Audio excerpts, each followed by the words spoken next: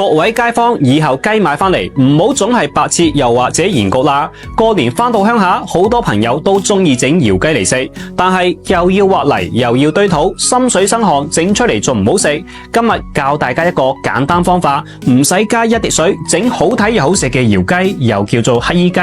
咁整乞衣雞到底係凍水落鑊定係水滾先至上鑊呢？其實自己喺屋企整乞衣雞根本冇咁複雜，唔使返鄉下挖泥，更加唔使一大堆調料，只要屋企有個電飯煲就可以整出一道香噴噴嘅乞衣雞，皮脆肉滑，鮮嫩多汁，好食到舐晒手指。埋嚟睇睇我係點樣整嘅，認真做好筆記啦，有3個關鍵地方。首先第一步，整乞衣雞我哋可以揀靚嘅生黃雞又或者清遠雞，跟住落1個療程嘅鹽，幫隻雞做個全身按摩，可以清除雞皮表面嘅污糟邋遢嘢，仲可以鬆筋化皮，更加之有味。然後用半隻新鮮嘅過期檸檬搽勻全身，唔單止去腥效果好，仲會增加一層淡淡嘅檸檬清香喺度。第二步，拎起一壺滾水，兜口兜面咁淋喺個雞身上邊，可以令雞皮快速收縮，死心更加爽脆。跟住放入薑蔥同埋生抽提鮮，仲有半殼老抽上色。